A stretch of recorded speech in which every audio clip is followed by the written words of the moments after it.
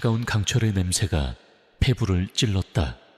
새벽 4시, 짙은 어둠이 채 가시지 않은 연병장에는 살을 내는 겨울바람이 맹렬하게 휘몰아치고 있었다. 병사들의 입에서 터져나오는 하얀 입김은 허공에서 금세 얼어붙어 부서지는 듯했다. 완전 군장을 한 채 강진우 이등병은 대열의 끝에서 묵묵히 흙바닥을 딛고 서 있었다. 등 뒤를 짓누르는 군장의 무게보다 더 무거운 것은 부대 전체를 짓누르는 차가운 침묵이었다. 내갈이 박아 고막을 찢는 듯한 고함 소리는 황병장의 것이었다. 그의 옆에는 늘 그렇듯 몇몇 상병들이 음흉한 미소를 지으며 서 있었다. 타겟이 된 것은 진우의 동기인 박민준 이등병이었다. 어설프게 군화줄을 맸다는 사소한 이유였다.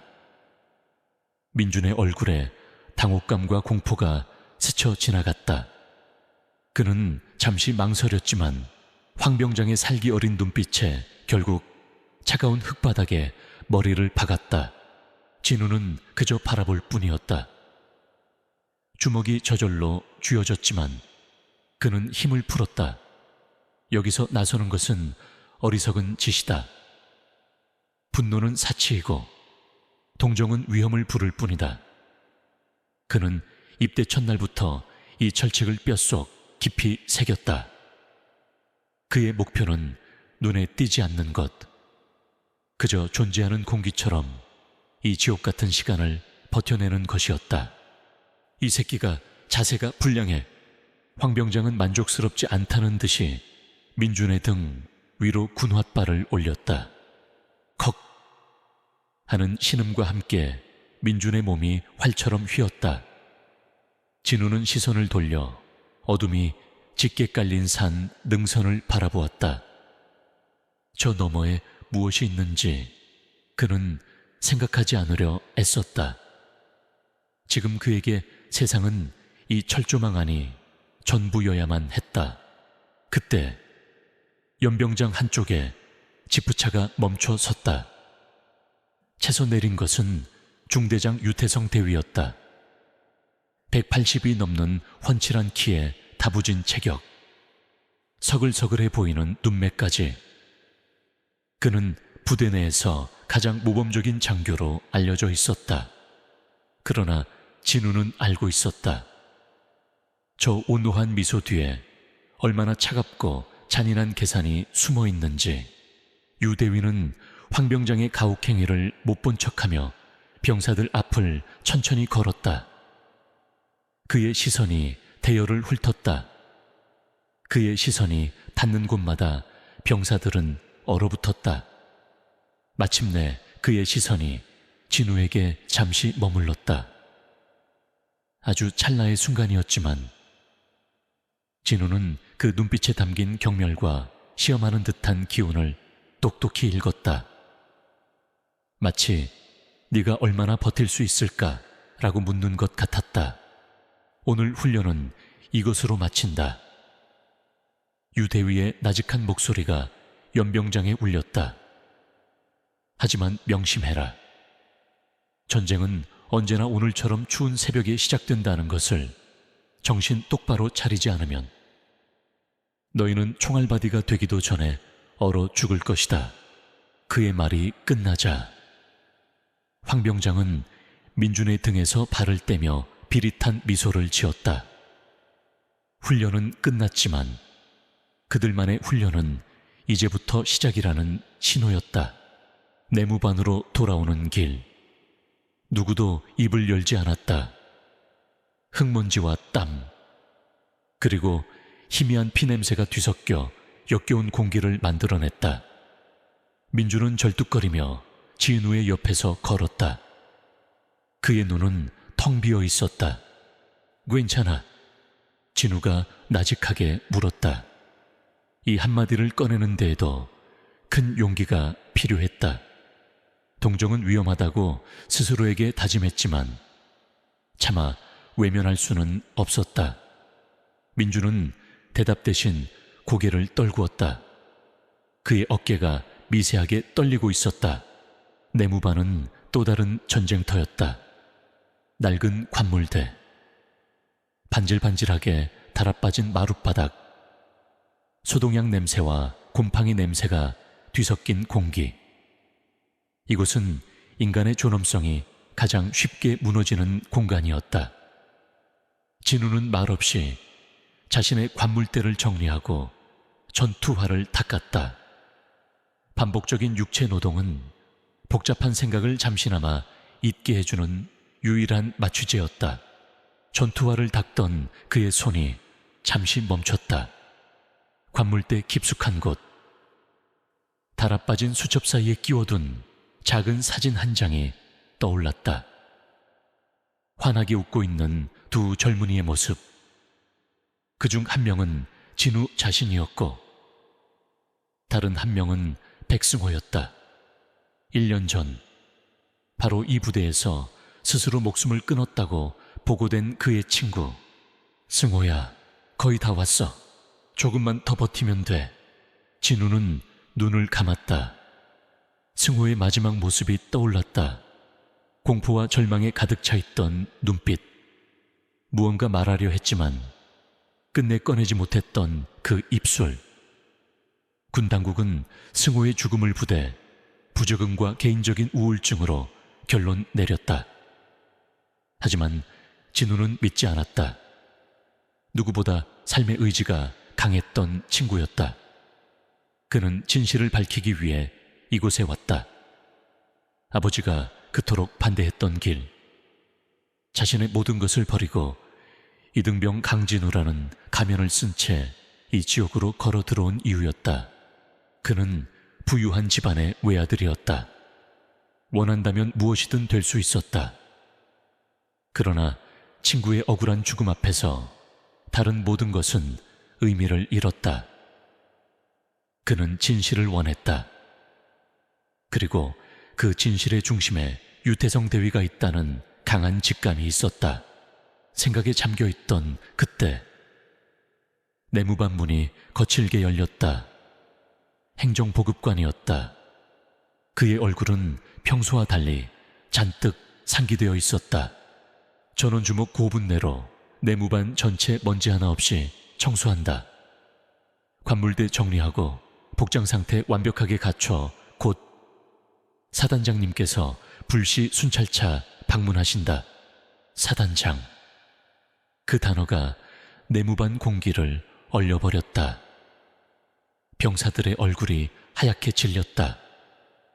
중대장도 아니고 대대장도 아닌 사단장. 별 2개, 신과 같은 존재가 이 누추한 곳에 온다는 소식이었다. 내무반은 순식간에 아수라장이 되었다. 황병장을 비롯한 선임들은 욕설을 내뱉으며 후임들을 닥달하기 시작했다. 걸레질 소리, 관물대 닫는 소리, 고함 소리가 뒤섞였다. 모두가 이 위기를 어떻게든 넘기기 위해 필사적으로 움직였다. 하지만 강진우만은 그 자리에 못 박힌 듯 서 있었다. 사단장, 강경철 소장, 그의 아버지였다. 왜 하필 지금? 온몸의 피가 차갑게 식는 기분이었다. 그의 완벽했던 계획. 아무도 모르게 진실을 파헤치려 했던 그의 모든 노력이 물거품이 될 위기였다. 아버지는 그의 입대를 결사 반대했다. 위험한 짓이라며 아버지가 해결해 주겠다며 그를 말렸다. 하지만 진우는 자신의 손으로 친구의 한을 풀어주고 싶었다. 아버지의 힘을 빌리고 싶지 않았다. 그런데 그 아버지가 이곳에 온다.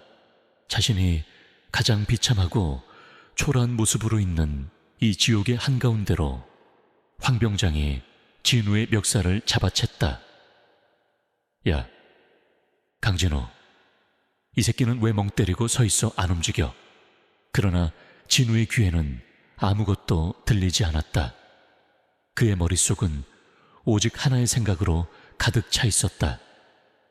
아버지가 이곳에서 자신을 본다면 이 모든 가혹행위와 부조리를 알게 된다면 모든 것이 끝장이다.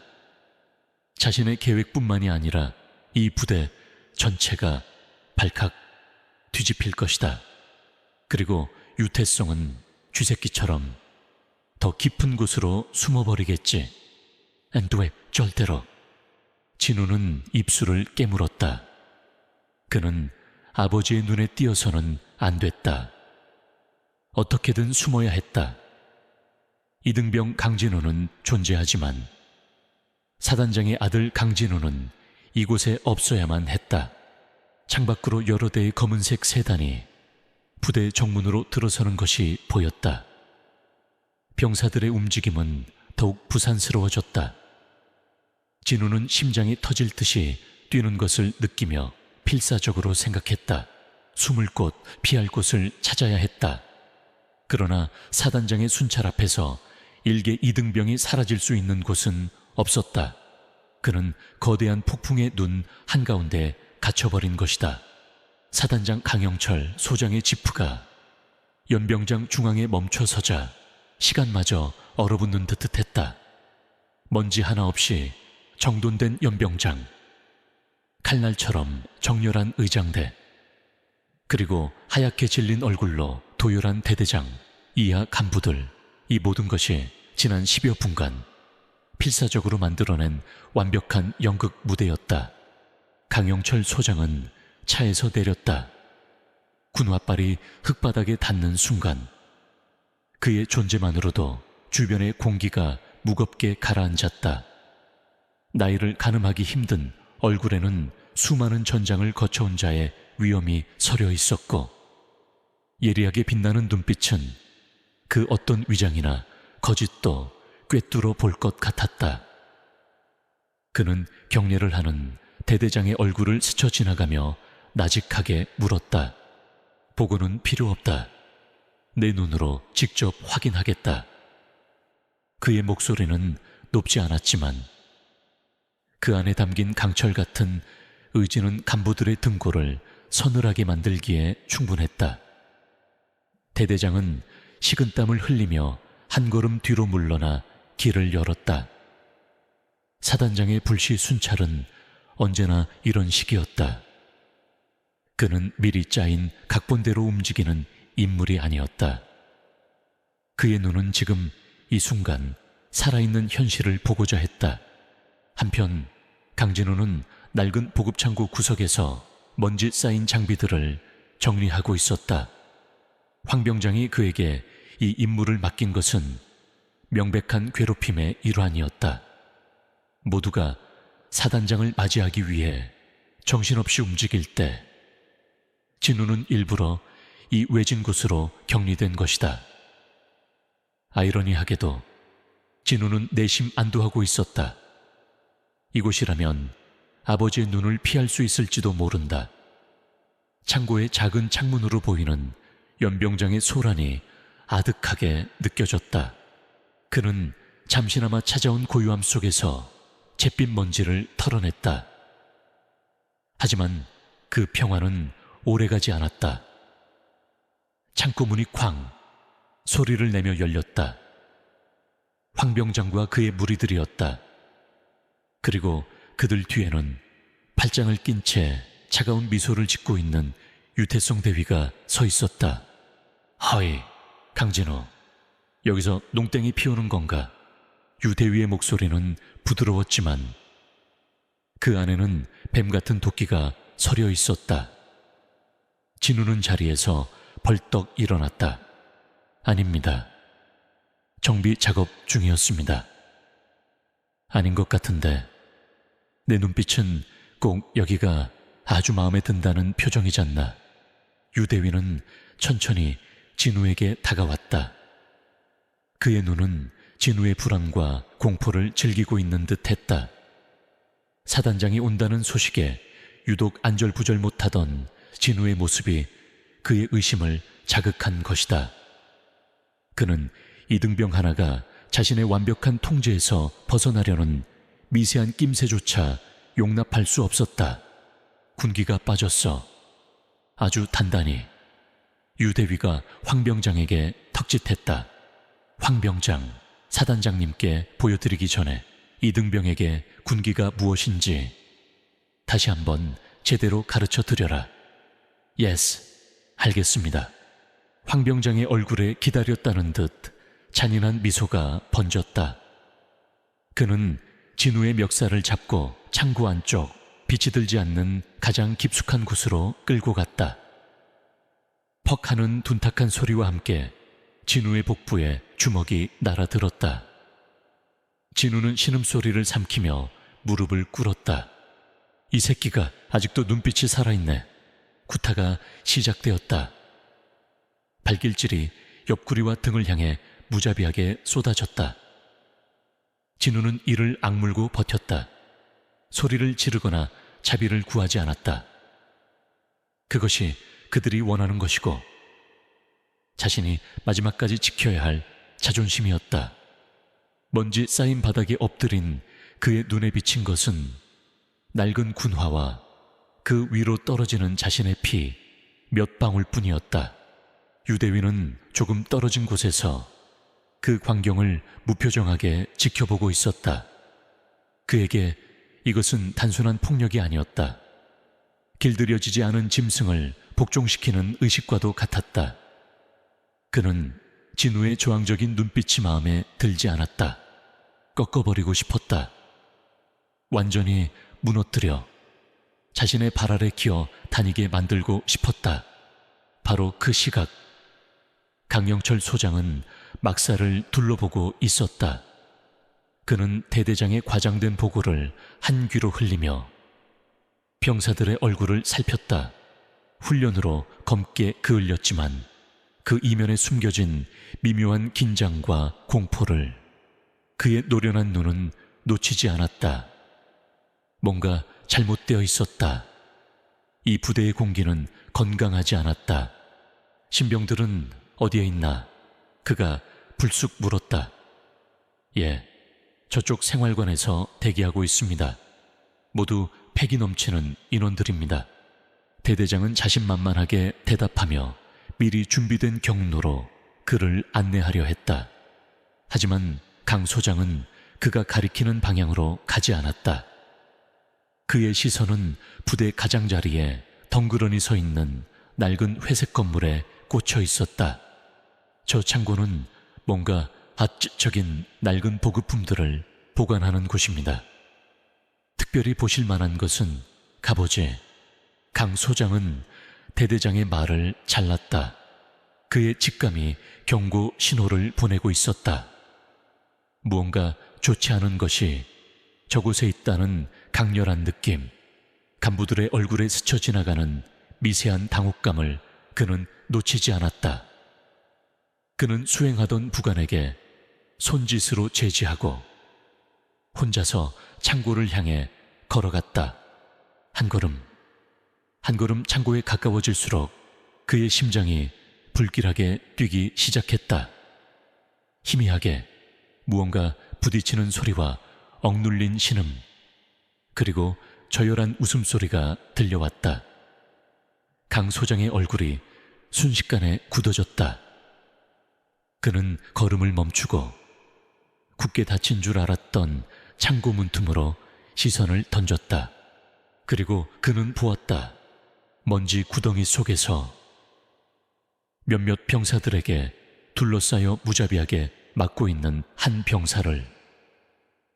그 병사의 군복은 흙과 피로 더러워져 있었고 고통을 애써 참아내는 앳된 얼굴은 낯이 익었다. 그리고 그 광경을 차갑게 내려다보고 있는 한 장교의 얼굴도 시간이 멈췄다.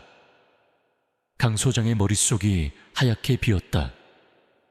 저 아이는 자신의 아들, 진우였다. 하나뿐인 아들, 나라를 위해 바치겠다고 스스로 걸어 들어간, 그러나 매일 밤 눈에 밟혀 잠 못 들게 하던 바로 그 아들.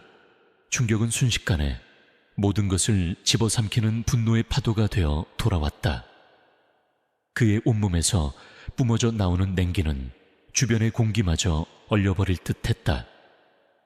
그는 창고 문을 거칠게 밀어젖혔다. 끽끽! 소름 끼치는 마찰음과 함께 문이 열리고 한 줄기 빛이 어두운 창구 안으로 쏟아져 들어왔다.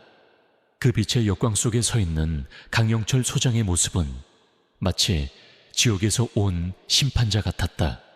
모든 움직임이 멈췄다. 진우를 때리던 황병장의 주먹이 허공에 멈췄다. 낄낄거리던 병사들의 입이 굳게 닫혔다. 그들의 눈이 경악으로 물들었다. 그리고 유태성 대위, 그의 얼굴에서 자신만만한 미소가 사라지고 사상 최악의 사태를 마주한 자의 완전한 절망과 공포가 그 자리를 대신했다. 그는 문이 입구에 서 있는 남자가 누구인지, 그의 어깨에 달린 두 개의 별이 무엇을 의미하는지 누구보다 잘 알고 있었다. 사단장님, 누군가 비명처럼 내뱉었다. 그제야 뒤늦게 따라온 대대장과 다른 장교들이 창구 안의 끔찍한 광경과 얼음장처럼 차가운 강 소장의 얼굴을 보고 혼비백산하여 달려오기 시작했다. 사단장님, 이것은 고함과 변명. 달려오는 군화발 소리가 뒤섞여 아수라장이 되었다. 하지만 강 소장의 귀에는 아무것도 들리지 않았다. 그의 시선은 오직 한 곳, 바닥에 쓰러져 간신히 고개를 들고 자신을 바라보는 아들의 얼굴에 고정되어 있었다. 충격과 고통, 그리고 모든 것이 끝났다는 절망이 뒤섞인 아들의 눈빛이 그의 심장에 비수처럼 박혔다. 의무실의 공기는 소동약 냄새와 숨 막히는 침묵으로 가득했다. 군의관은 강진우의 찢어진 입술을 소독하고 타박상을 입은 옆구리에 약을 바르며 연신 식은땀을 흘렸다. 그의 등 뒤에는 강영철 소장이 팔짱을 낀 채 어떤 감정도 읽을 수 없는 얼굴로 서 있었다. 그가 뿜어내는 압도적인 위압감에 군의관의 손이 미세하게 떨렸다. 심각한 부상은 아닙니다. 며칠 안정을 취하면 나가보게. 강 소장은 군의관의 말을 잘랐다. 그의 목소리는 낮고 차분했지만 거역할 수 없는 무게가 실려 있었다. 군의관은 황급히 진료 도구를 챙겨 들고 거의 도망치듯 의무실을 빠져나갔다. 문이 닫히자 좁은 공간에는 오직 두 사람, 아버지와 아들만이 남았다. 한동안 정적이 흘렀다. 진우는 침상에 걸터앉아 고개를 숙인 채 자신의 달아빠진 군화 끝만 바라보았다. 무슨 말을 해야 할지, 아니, 무슨 말을 들을지 두려웠다. 아버지는 조용히 그에게 다가와 맞은편 의자에 앉았다. 창고에서의 폭풍 같던 분노는 온데간데 없고 깊은 피로와 슬픔이 담긴 눈으로 아들을 바라보고 있었다. 이게 대체 무슨 꼴이냐? 아버지가 마침내 입을 열었다. 그의 목소리에는 원망과 안타까움이 뒤섞여 있었다. 왜 말을 안 했어? 이런 취급을 당하면서 왜 바보같이 참고만 있었던 거냐? 드릴 말씀 없습니다. 진우의 대답은 건조했다. 그는 아버지가 원하는 답을 줄 수 없었다. 괜찮습니다 라는 위로도 살려달라는 애원도 아니었다. 그저 단단한 벽처럼 자신을 닫아버릴 뿐이었다. 말씀이 없어. 네 아비는 지금 속이 썩어 문드러지고 있는데. 강 소장의 목소리가 조금 높아졌다. 당장 여기서 널 빼내겠다. 이런 썩어빠진 곳에 널 단 하루도 더 둘 수 없어.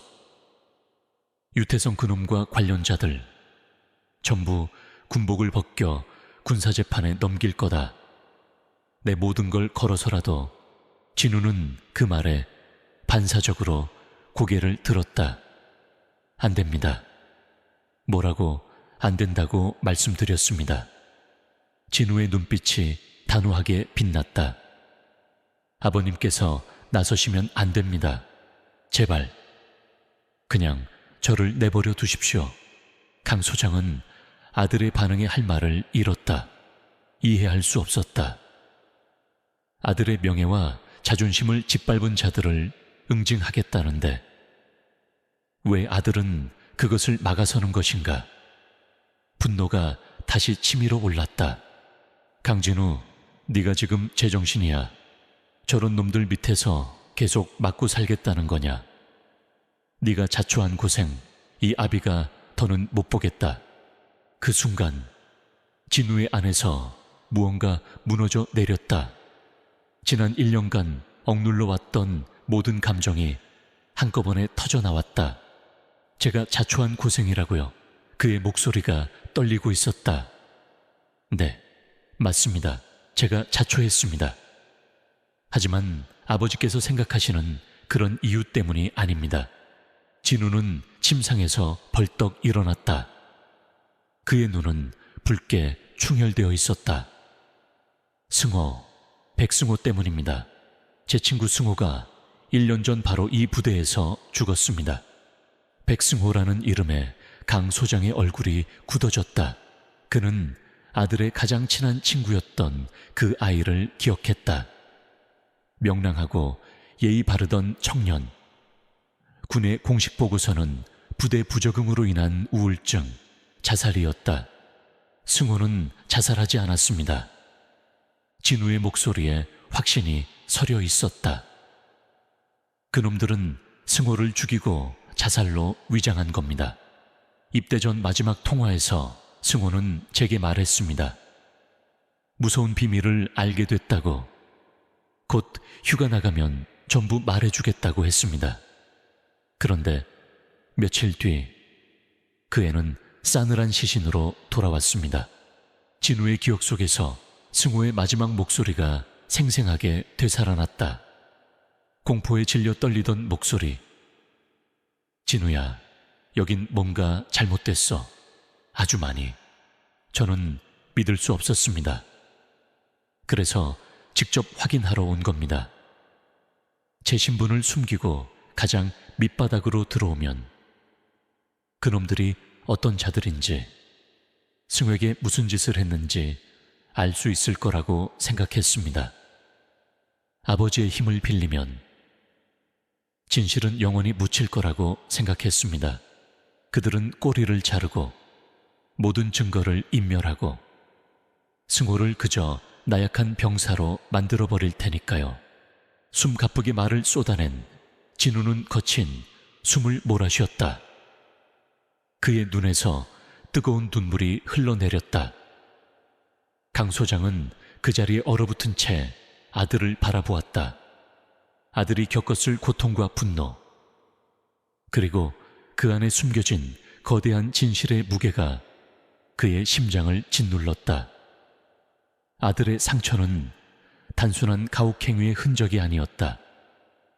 그것은 친구의 죽음에 대한 진실을 파헤치기 위한 처절한 분투의 증거였다. 아들의 분노가 더 이상 어리석은 반항으로 보이지 않았다. 그것은 정의를 향한 외로운 외침이었다. 강 소장의 눈빛이 서서히 변하기 시작했다. 상심한 아버지의 눈빛에서 부대의 깊은 부패를 마주한 지휘관의 차갑고 분석적인 눈빛으로 그는 자리에서 일어나 창가로 걸어갔다. 한참 동안 창밖의 어두운 연병장을 내려다보던 그가 입을 열었다. 내가 널 여기서 빼내면 유태성 같은 놈들은 네 말대로 꼬리를 자르고 숨어버리겠지. 승호군의 죽음은 영원히 묻히는 거다. 그의 목소리는 놀랍도록 차분했다. 진우는 긴장하며 아버지의 다음 말을 기다렸다. 하지만 이대로 둘 수도 없다. 너 혼자서는 저들을 감당할 수 없어. 강 소장은 몸을 돌려 진우를 똑바로 바라보았다. 그의 눈빛에는 새로운 결의가 서려 있었다. 아들을 향한 걱정을 넘어 자신의 부대를 좀먹는 암적인 존재를 뿌리 뽑겠다는 지휘관으로서의 결단이었다. 그러니 약속하자. 예, 너와 나 두 사람만의 기어 우어치, 즉 비밀 협정을 맺는 거다. 강 소장은 진우에게 다가와 그의 어깨를 잡았다. 그의 손은 크고 단단했다. 네오는 계속 이등병 강진우로 남아라. 아무것도 모르는 어리숙한 신병인 척 그들의 감시를 무디게 만들어. 안에서는 네가, 밖에서는 내가 움직인다. 아버지, 유태성의 뒤를 봐주는 자가 누구인지, 그들이 숨기려는 진실이 무엇인지 알아내겠다. 내게 필요한 정보나 도움이 있다면 내가 비밀리에 제공하겠다. 하지만 그 누구도, 심지어 내 부관조차도 우리의 관계를 알아서는 안 된다. 이건 우리 두 사람만의 전쟁이다. 진우는 아버지를 바라보았다. 늘 자신을 과잉보호하려던 권위적인 아버지의 모습은 그곳에 없었다. 대신 위험한 임무를 함께할 동맹이자 가장 든든한 지원군으로서의 아버지가 서 있었다. 그의 심장이 다시 뜨겁게 뛰기 시작했다. 절망의 끝에서 그는 마침내 한 줄기 빛을 본 것이다. 알겠습니다. 진우는 눈물을 닦고 단호하게 대답했다. 그렇게 하겠습니다. 강 소장은 아들의 어깨를 가볍게 두드려 주었다. 그것은 단순한 부성애의 표현이 아니었다. 동지에 대한 신뢰와 존중의 표시였다. 의무실의 무거운 공기는 사라지고 그 자리를 두 남자의 비장한 결의가 채우고 있었다. 폭풍은 이제 시작이었다. 하지만 이제 진우는 더 이상 혼자가 아니었다. 의무실에서 돌아온 강진우를 맞이한 것은 이전과는 완전히 다른 종류의 지옥이었다. 노골적인 폭력과 욕설은 사라졌다. 그 자리에는 뼛속까지 스며드는 듯한 차가운 침묵과 노골적인 감시의 시선이 채워졌다.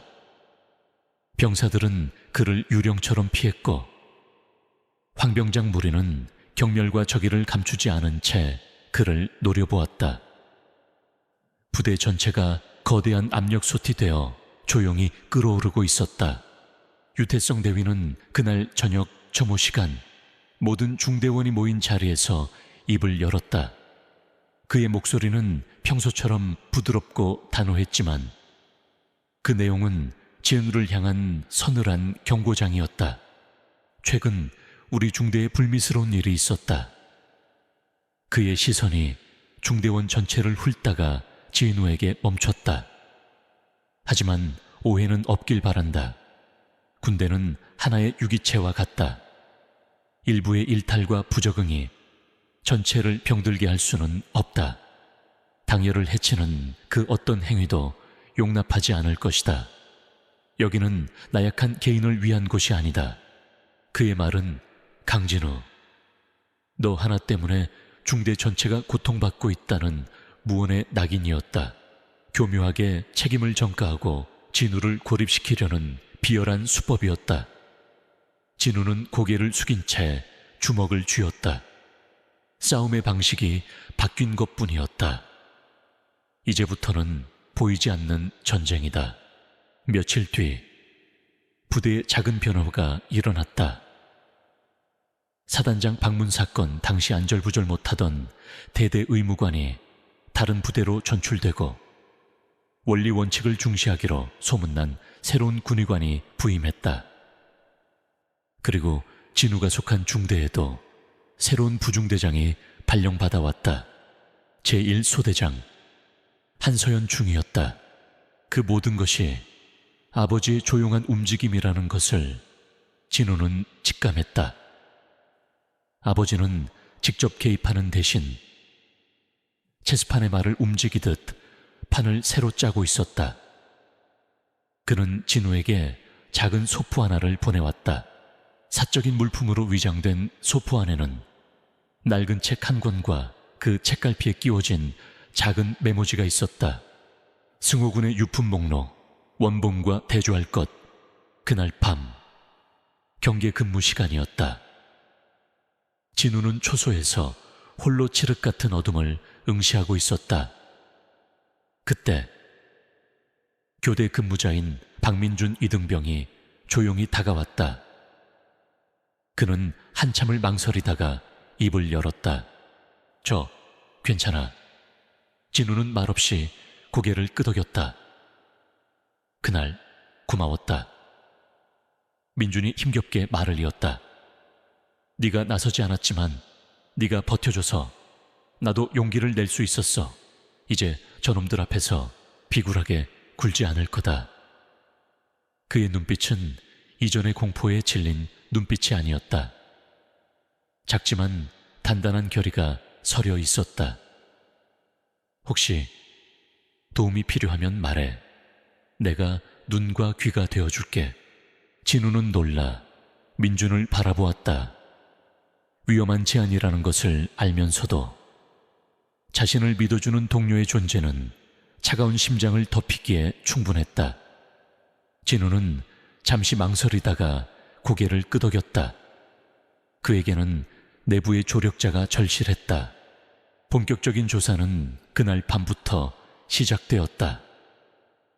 진우는 민준에게 망을 부탁하고 모두가 잠든 시간을 틈타 중대 행정반에 잠입했다. 아버지가 보내준 메모대로 백승호의 유품 처리 관련 서류를 찾아야 했다. 낡은 서류 캐비닛의 자물쇠에는 허술했고 진우는 어렵지 않게 서류처를 찾아냈다. 서류에는 승호의 유품 목록이 빼곡히 적혀 있었다. 군복, 전투화, 몇 권의 책, 가족사진. 진우는 숨을 죽이며 목록을 훑어 내려갔다. 그러다 그의 눈이 한 곳에 멈췄다. 이상했다. 분명히 승호의 관물대에서 봤던 낡은 표지의 철학책 한 권이 목록에 없었다. 승호가 입대 전부터 손에서 놓지 않던 가장 아끼던 책이었다. 왜 이 책만 빠져있지? 단순한 누락일 수도 있다. 하지만 진우의 직감은 이것이 단순한 실수가 아니라고 말하고 있었다. 그 책 안에 무언가 중요한 단서가 있을지도 모른다는 생각이 들었다. 바로 그때였다. 복도에서 발소리가 들렸다. 진우의 심장이 철렁 내려앉았다. 민준의 신호는 없었다. 그는 황급히 서류를 집어넣고 캐비닛을 닫았다. 행정반 문이 열리고 그곳에는 유태성 대위가 서 있었다. 이 시간에 여기서 뭘 하고 있지? 강이병. 유 대위의 목소리는 얼음장처럼 차가웠다. 그의 의심스러운 눈초리가 진우의 머리부터 발끝까지 훑었다. 온몸의 피가 역류하는 기분이었다. 진우는 필사적으로 침착함을 유지하며 대답했다. 죄송합니다. 낮에 미처 정리하지 못한 서류가 있어 잠시 들렀습니다. 서류 정립 유대위는 비웃음을 흘리며 행정반 안으로 들어섰다. 이등병이 야밤에 행정반에서 처리할 서류가 있었나? 그는 진우의 주변을 천천히 맴돌았다. 숨 막히는 시간이었다. 유대위는 무언가 증거를 찾으려는 듯 캐비닛과 책상을 훑어보았지만 다행히 진우는 흔적을 남기지 않았다. 앞으로 허락 없이는 행정반에 출입하지 마라. 유대위는 뚜렷한 증거를 찾지 못하자 날카로운 경고를 남기고 돌아섰다. 그리고 명심해. 네가 여기서 숨 쉬는 것까지 전부 내 눈과 귀에 보고되고 있다는 사실을. 진우는 그가 사라진 뒤에도 한참 동안 그 자리에 서서 거친 숨을 골랐다. 심장이 미친 듯이 뛰고 있었다. 유 대위의 의심은 이제 확신에 가까워졌다. 앞으로의 행동은 더욱 신중해야만 했다. 한편 새로 부임한 한서연 중위는 중대의 분위기가 어딘가 부자연스럽다는 것을 금세 눈치챘다. 병사들은 필요 이상으로 긴장해 있었고 유태성 대위의 통제 방식은 군 규정을 아슬아슬하게 넘나들고 있었다. 특히 사단장의 방문 이후 문제병사로 낙인 찍힌 강진우 이등병의 존재가 그녀의 신경을 자극했다. 그녀는 의무감에 지난 1년간의 중대 사건 파일들을 검토하기 시작했다. 그러던 중 백승호 이병 자살 사건 보고서에서 이상한 점을 발견했다. 최초 목격자의 진술과 현장 상황 보고서 사이에 미세한 시간 차이가 있었고, 사망 추정 시각에 대한 군의관의 소견이 석연치 않게 수정된 흔적이 있었다. 단순한 행정착오일까? 아니면 그녀의 합리적인 의심은 꼬리를 물었다. 그녀는 백승호 이병에 대해 더 알아보기로 결심했다. 그녀는 그의 동기들 중 일부를 면담하기 시작했고, 그 과정에서 강진우 이등병 역시 백승호와 매우 가까운 친구였다는 사실을 알게 되었다. 어느 날 오후, 진우는 승호의 사라진 책에 대한 단서를 찾기 위해 부대 내 작은 도서실에 있었다. 혹시나 비슷한 책이 있는지, 누군가 그 책을 본 적이 있는지 알아보기 위해서였다. 그때 한서연 중위가 도서실로 들어왔다. 그녀는 진우를 발견하고는 잠시 멈칫하더니 그에게 다가왔다. 강이병, 여기서 뭘 보고 있나? 그냥 책을 좀 보고 있었습니다. 한 중위의 시선이 진우가 보고 있던 책 목록으로 향했다. 그녀의 눈썹이 미세하게 꿈틀거렸다. 백승호 이병도 책을 참 좋아했다고 들었다. 그녀는 아무렇지 않은 척 말을 던졌다. 하지만 그 말 속에 담긴 의도를 진우는 놓치지 않았다. 그녀 역시 무언가 알고 있거나 혹은 의심하고 있었다. 두 사람의 시선이 허공에서 마주쳤다. 짧은 순간이었지만 그들은 서로의 눈빛 속에서 같은 이름을 읽었다. 백승호, 침묵 속에서 보이지 않는 탐색전이 오고 갔다. 적일까? 아군일까? 두 사람은 아직 확신할 수 없었지만 어둠 속에서 각자 외로운 사냥을 하던 두 마리의 늑대가 서로의 존재를 어렴풋이 감지한 순간이었다. 한서연 중위와 도서실에서 마주친 이후 강진우와 그녀 사이에는 보이지 않는 선이 생겼다. 두 사람은 서로의 존재를 명확히 인식했지만 섣불리 다가가지 않았다. 그것은 불신이 아닌 극도의 신중함 때문이었다. 적의 심장부에서 섣부른 동맹은 공멸을 의미할 뿐이었다. 그들은 각자의 방식으로 같은 목표를 향해 움직이는 평행선과 같았다. 그러나 그들의 조용한 탐색전을 지켜보는 또 다른 눈이 있었다. 유태성 대위였다. 그는 뱀처럼 교활한 감각으로 둘 사이의 미묘한 기류를 감지했다. 이등병 하나도 골치 아픈데 원리 원칙을 따지는 여자 장교까지 엮이자 그의 인내심은 한계에 다다랐다. 그는 더 이상 강진우를 단순한 가혹행위로 짓누를 수 없음을 깨달았다. 사단장의 그림자가 어른거리는 이상, 물리적인 폭력은 자신에게 부메랑이 되어 돌아올 뿐이었다. 그에게는 더 확실하고 합법적인 방법이 필요했다.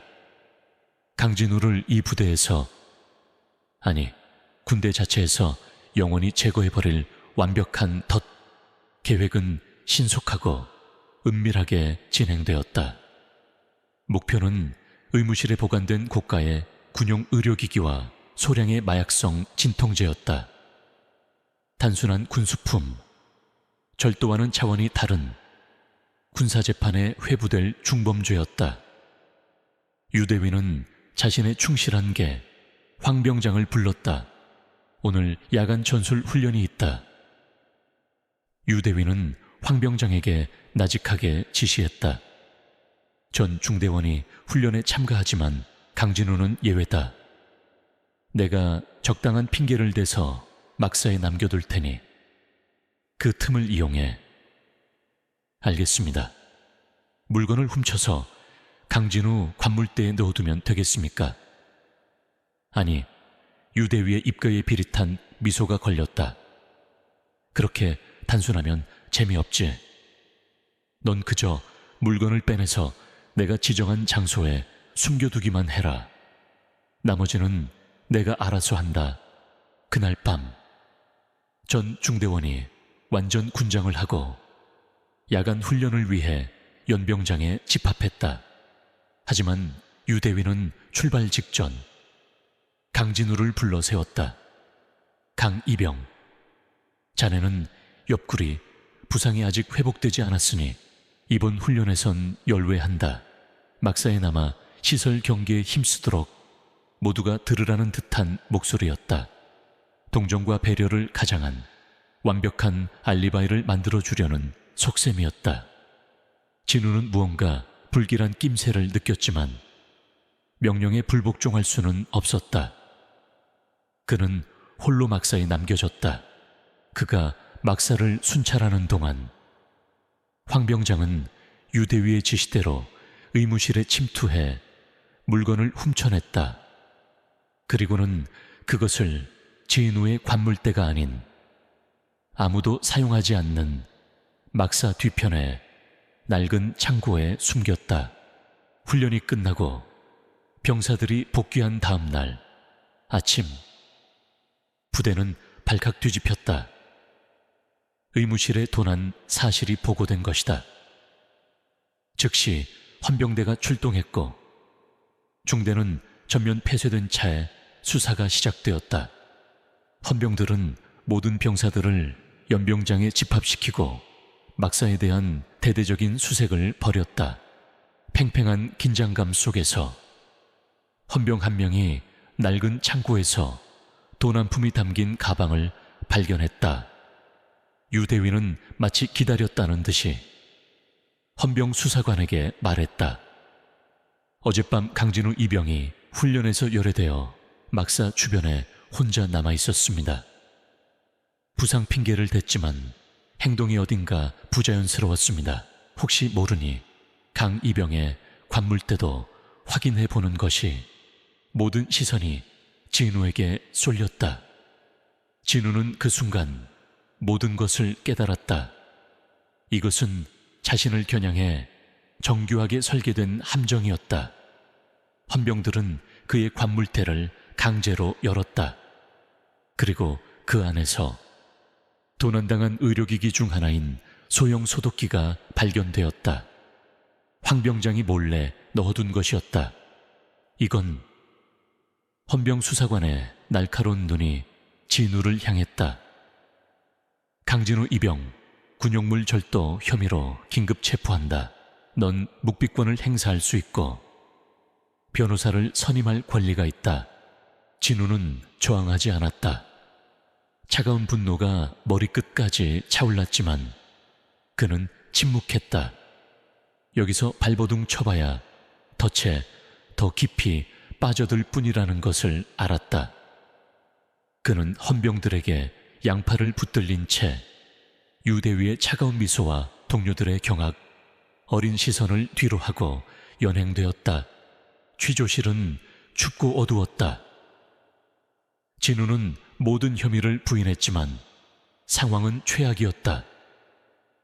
정황 증거는 모두 그를 범인으로 지목하고 있었다. 사단장 방문 사건, 이후 불만을 품고 삐뚤어진 문제병사라는 프레임이 씌워졌다. 아버지에게 연락할 수도 없었다. 이 사실이 알려지는 순간 아버지는 이성을 잃고 개입할 것이고 그것이야말로 유태성이 원하는 그림이었다. 진실은 묻히고 그는 그저 사단장 아빠 빼액으로 풀려난 범죄자가 될 뿐이었다. 그는 완벽하게 고립되었다. 한편 박민준 이등병은 황병장에게 불려가 협박을 당하고 있었다. 야, 박민준, 헌병대한테 가서 강진우가 평소 부대에 불만이 많았고 돈이 필요하다는 말을 했다고 증언해. 그럼 앞으로 내군 생활은 내가 보장해주지. 민주는 공포에 질려 떨었지만 고개를 저었다. 못합니다. 저는 그런 말 들은 적 없습니다. 이 새끼가 황병장의 주먹이 날아들었다. 하지만 민주는 끝까지 입을 열지 않았다. 그는 진우와의 약속을 지키고 있었다. 한서연 중위는 이 모든 상황이 유태성의 자작극이라는 것을 확신했다. 너무나 완벽하게 짜인 각본이었다. 그녀는 헌병대의 수사를 믿을 수 없었다. 그녀는 직접 증거를 찾아 나서기 시작했다. 그녀는 도난 사건 전후에 모든 경계 근무 일지와 부대 출입 기록을 샅샅이 뒤졌다. 그녀는 유태성이 강구한 작은 허점을 발견했다. 도난이 발생한 시각. 황병장은 비번이었음에도 불구하고 의무실 근처에서 목격되었다는 한 취사병의 진술을 확보한 것이다. 그리고 결정적으로 그녀는 의무실 복도를 비추는, 평소에는 꺼져 있지만 그날따라 정비를 위해 잠시 켜져 있던 낡은 CCTV 녹화 영상을 찾아냈다. 화질은 엉망이었지만 한밤중 복도 끝을 지나가는 한 남자의 실루엣이 희미하게 찍혀 있었다. 그리고 그의 손목에는 황병장이 늘 자랑처럼 차고 다니던 독특한 모양의 전자시계 불빛이 반사되고 있었다. 그 시각, 진우는 계속되는 압박 수사에 지쳐가고 있었다. 그때 담당 헌병 수사관이 교체되었다.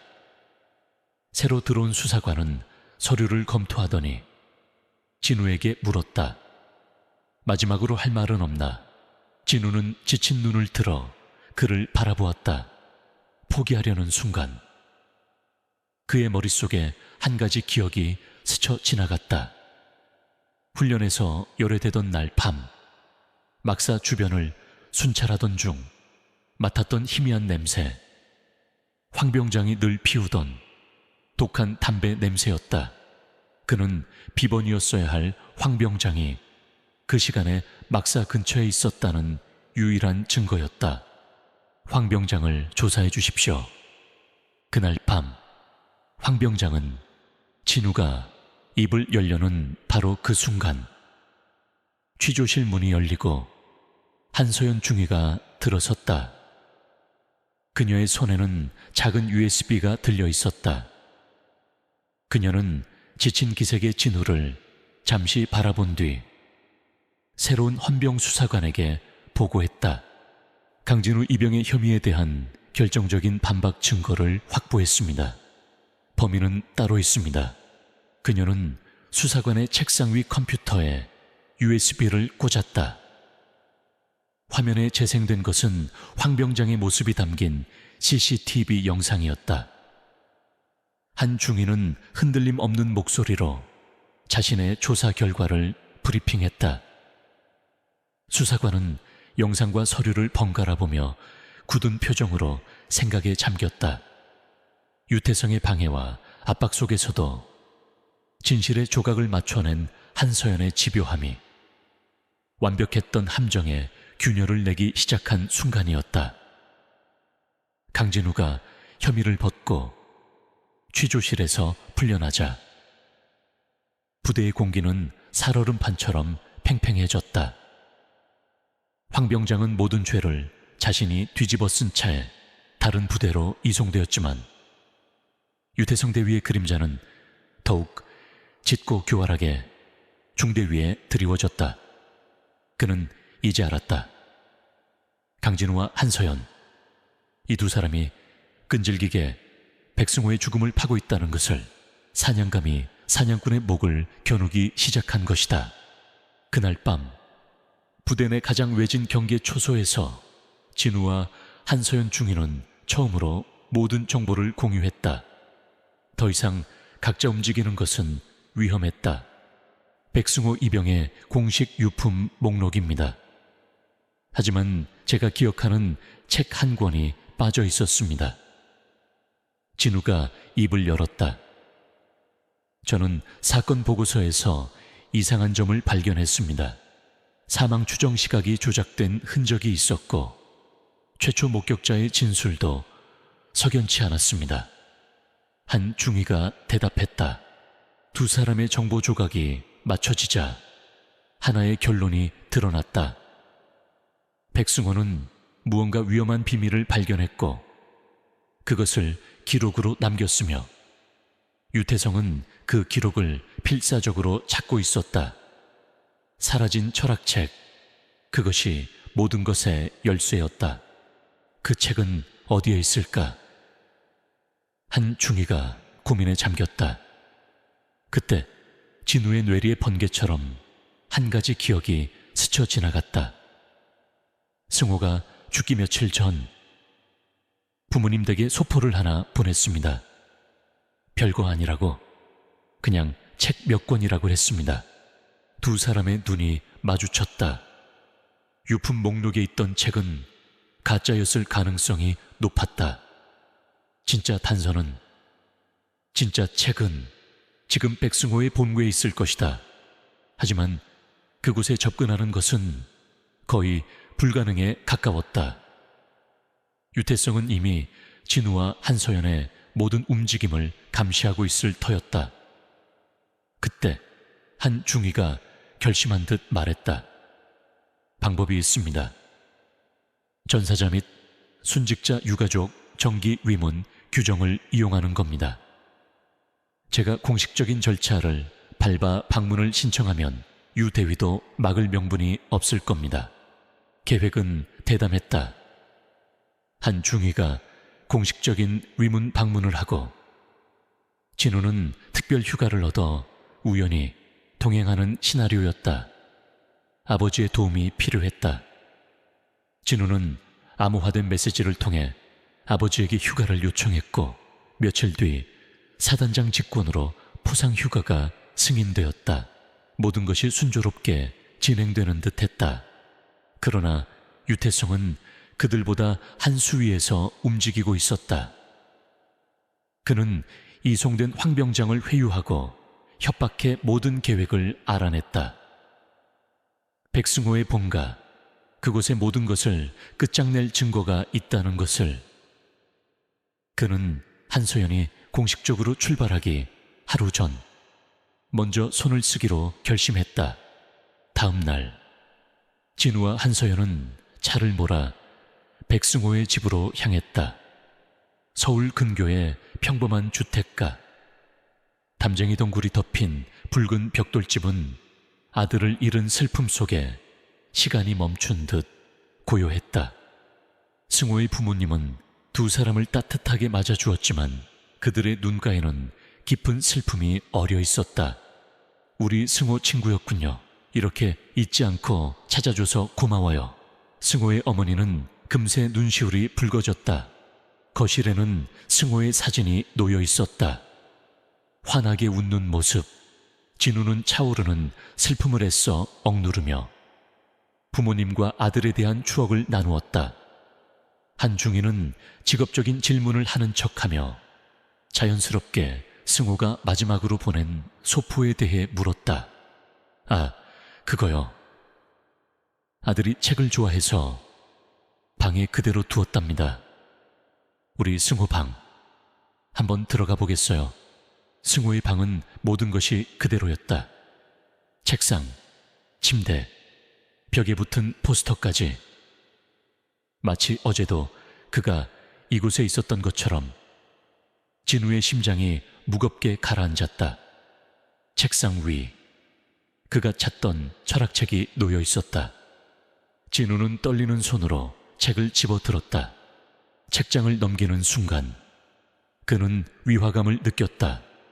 책의 무게가 미세하게 이상했다. 그는 조심스럽게 책의 뒷표지를 살폈다. 칼로 정교하게 도려낸 흔적이 있었다.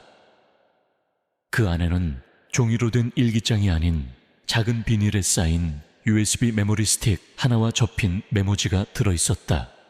메모지에는 USB의 암호와 함께 지렁이가 기어가는 듯한 글씨로 몇 줄의 글이 적혀 있었다. 유태성 대위, 군용 트럭 이용 밀수. 내가 증거를 찾았다. 너무 무섭다. 이게 내 마지막 기록이 될지도 모른다. 온몸에 소름이 돋았다. 이것은 단순한 부패의 증거가 아니었다. 친구의 마지막 유언이자 절규였다. 진우가 USB를 꽉 쥐는 순간 집 밖에서 소란스러운 소리가 들렸다. 한 중위가 창밖을 내다보았다. 그녀의 얼굴이 하얗게 질렸다. 집 앞에는 검은색 차량 몇 대가 서 있었고 사복 차림에 건장한 남자들이 내리고 있었다. 유태성의 하수인들이었다. 올 것이 왔군요. 한 중위가 나직하게 말했다. 강이병, 저 USB 무슨 일이 있어도 지켜야 합니다. 두 사람은 승호의 부모님께 급한 일이 생겼다고 둘러대고 서둘러 집을 나섰다. 아니나 다를까 남자들이 그들의 앞을 막아섰다. 한 중위님, 잠시 저희와 얘기 좀 나누셔야겠습니다. 유 대위님의 지시입니다. 비켜라. 군의 공식 업무 수행 중이다. 민간인이 군인을 막아서는 건 월권이라는 걸 모르나. 한 중위는 계급장을 가리키며 단호하게 소리쳤다. 하지만 그들은 물러서지 않았다. 일촉즉발의 상황. 그때 골목 저편에서 요란한 사이렌 소리가 울리며 경찰차가 달려왔다. 한 중위가 집을 나서기 전 만약을 대비해 경찰의 수상한 자들이 주변을 배회한다고 신고해 둔 것이었다. 남자들은 당황하며 흩어졌고 두 사람은 그 틈을 이용해 차를 타고 현장을 빠져나왔다. 숨막히는 추격전은 없었지만 등 뒤에서는 보이지 않는 적의 시선이 끈질기게 따라붙고 있었다. 한적한 카페에 들어간 두 사람은 노트북을 열고 USB를 꽂았다. 암호를 입력하자 화면에 여러 개의 파일이 나타났다. 파일명은 장부, 거래 증거, 사진, 그리고 녹음 파일. 진우는 떨리는 손으로 녹음 파일을 클릭했다. 스피커에서 치직거리는 소리와 함께 두 사람의 목소리가 흘러나왔다. 하나는 백승호의 목소리, 다른 하나는 유태성의 목소리였다. 이걸로 날 협박하겠다는 건가? 백이병, 협박이 아닙니다. 그냥 모든 걸 제자리로 돌려놓으시라는 겁니다. 제자리, 하하. 순진하긴 군대에서 제자리라는 건 없어. 힘 있는 놈이 서 있는 자리가 바로 제자리가 되는 거야. 그리고 이어진 소름 끼치는 한마디. 넌 너무 많이 봤어. 그것으로 녹음은 끊겨 있었다. 모든 것이 명백해졌다. 이제 마지막 전투만이 남았다. 진우와 한서연은 서로를 바라보았다. 그들의 눈에는 더 이상 두려움이 없었다. 오직 친구의 원한을 갚고 괴물을 심판대에 세우겠다는 차가운 결의만이 불타고 있었다. USB 안에 담긴 진실의 무게는 천근만은 같았다. 그것은 친구의 목숨 값이었고 거대한 악을 무너뜨릴 유일한 무기였다. 강진우와 한서연 중위는 더 이상 망설일 시간이 없다는 것을 알았다. 유태성은 궁지에 몰린 쥐처럼 무슨 짓이든 저지를 것이다. 그들은 다음 날 아침 사단 법무실을 통해 증거를 정식으로 제출하기로 했다. 강 소장과의 약속에 따라 그는 부패한 중간 라인을 거치지 않고 보고가 최고 지휘 계통에 직결되도록 길을 열어둘 터였다. 하지만 유태성의 움직임은 그들보다 빨랐다. 그날 밤 부대의 비상경보가 울렸다. 탄약고 인근에서 신원미상의 거동 수상자가 발견되었다는 보고였다. 부대는 즉시 폐쇄되었고 모든 병력은 수색 작전에 투입되었다. 그러나 이것은 유태성이 만들어낸 혼란이었다. 그의 진짜 목표는 강진우와 한서연, 그리고 그들이 가진 USB였다.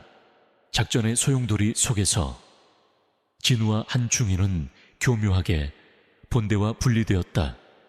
유태성의 지시에 따른 것이었다. 그들이 당도한 곳은 모든 비극이 시작되었던, 이제는 폐쇄된 낡은 보급창고 앞이었다. 어둠 속에서 유태성의 모습을 드러냈다. 그의 뒤에는 아직 그에게 충성을 바치는 마지막 몇몇의 하수인들이 서 있었다. 그의 눈은 욕망과 광기로 번들거렸다. USB, 이리 내놔. 그의 목소리는 낮았지만 광기가 서려 있었다. 얌전히 넘기면 목숨은 살려주지. 이제 와서 뭘 어쩌겠다는 겁니까? 당신은 끝났습니다. 한중희가 차갑게 말했다. 끝나, 하하하. 유태성이 미친 사람처럼 웃었다. 내가 여기서 너희 둘을 처리하고 증거를 없애면 아무도 진실을 몰라. 보고는 간단해. 수색 작전 중 불의의 사고. 아주 깔끔하지 않나. 그는 하수인들에게 눈짓했다. 그들이 진우와 한중희를 향해 포위망을 좁혀왔다. 일촉즉발의 상황. 진우는 한중희의 앞을 막아서며 나직하게 말했다. 중희님은 뒤로 물러나 계십시오. 여긴 제가 맡겠습니다. 이것은 더 이상 군인 대 군인의 싸움이 아니었다. 친구의 복수를 위한 한 남자의 처절한 싸움이었다. 네가 뭘 할 수 있는데. 유태성이 경멸적으로 비웃었다. 넌 그냥 이등병이야. 내가 짓밟으면 그대로 밟히는 벌레 같은 놈이라고. 그 순간 진우가 움직였다. 그는 군인처럼 정석대로 싸우지 않았다. 그는 주변의 지형지물을 이용했다. 낡은 드럼통을 굴려 적의 대열을 무너뜨리고 버려진 파이프를 휘둘러 공격을 막아냈다. 그의 모든 움직임에는 지난 1년간 겪었던 고통과 분노, 그리고 친구를 향한 그리움이 담겨 있었다. 하지만 수적으로 열세였다. 진우가 위기에 몰린 순간 창고 주변의 어둠 속에서 여러 명의 병사들이 뛰쳐나왔다. 박민준 이등병과 그동안 진우의 진심을 알아본 동기들이었다. 그들은 유태성의 비열한 함정을 눈치채고 몰래 두 사람의 뒤를 쫓아온 것이었다. 강이병 혼자가 아니다. 민준이 소리쳤다. 상황은 순식간에 역전되었다. 유태성의 하수인들은 당황하여 물러섰고 이제 그는 완전히 혼자가 되었다. 그는 이성을 잃고 진우에게 덤벼들었다. 두 사람의 마지막 싸움이 시작되었다. 그것은 처절한 육탄전이었다. 결국 진우는 분노가 아닌 차가운 의지로 유태성을 제압했다. 그는 바닥에 쓰러진 유태성의 흉터를 잡고 그의 귓가에 속삭였다. 이건 널 위한 게 아니야. 내 친구 승호를 위한 거다. 모든 것이 끝난 그 순간 수십 개의 손전등 불빛이 창고를 비추며 헌병대가 들이닥쳤다. 그리고 그들 앞에는 강영철 소장이 산처럼 버티고 서 있었다. 그의 얼굴에는 아버지의 감정이 아닌 정의를 집행하는 지휘관의 서늘한 위엄만이 존재했다. 유타해성 대위를 군용물 밀수, 살인 및 살인교사, 직권남용 등 모든 혐의로 체포한다. 강 소장의 선언과 함께 유태성의 손에 차가운 수갑이 채워졌다. 그는 모든 것을 잃은 자의 텅 빈 얼굴로 끌려갔다. 그의 뒤를 이어 부대 내 그의 부패에 동조했던 모든 관련자들이 줄줄이 체포되었다. 거대한 악의 뿌리가 마침내 뽑혀나가는 순간이었다. 소란이 끝나고 강 소장은 조용히 진우에게 다가왔다. 그는 아무 말 없이 아들의 어깨에 묻은 먼지를 털어주었다. 그리고 길고 긴 침묵 끝에 나직하게 말했다. 잘했다, 아들아. 그 한마디에 모든 것이 담겨 있었다. 진우는 그저 고개를 끄덕이는 것으로 대답했다. 몇 달 후 백승호의 묘비 앞 부대 부적응 자살이라는 부끄러운 낙인은 지워지고 부패를 고발하고 순직한 의로운 군인이라는 명예로운 글귀가 새로 새겨졌다. 승호의 부모님은 아들의 명예가 회복된 것에 눈물을 흘리며 진우의 손을 잡았다. 묘비 옆에는 진우와 이제는 사복을 입은 그의 아버지가 나란히 서 있었다. 시간이 흘러 진우의 저녁일이 되었다. 그는 위병소문을 나서며 마지막으로 자신이 지냈던 부대를 돌아보았다. 지옥 같았지만 그 안에서 그는 자신을 찾고 친구의 명예를 되찾고 진정한 전우를 얻었다. 박민준을 비롯한 동기들이 그를 뜨겁게 포옹하며 앞날을 축복해 주었다. 위병소 밖 차 옆에는 그의 아버지가 기다리고 있었다. 장군의 제복이 아닌 평범한 아버지의 모습으로 그는 아들을 향해 따뜻하게 미소 지었다. 가자, 아들. 진우는 웃으며 아버지의 채 올라탔다. 길고 길었던 폭풍이 지나가고 눈부신 아침 햇살이 그들 부자가 나아갈 새로운 길을 비추고 있었다. 더 이상 사단장의 아들도 고통받던 이등병도 아닌 한 명의 온전한 강진으로서 내딛는 첫걸음이었다.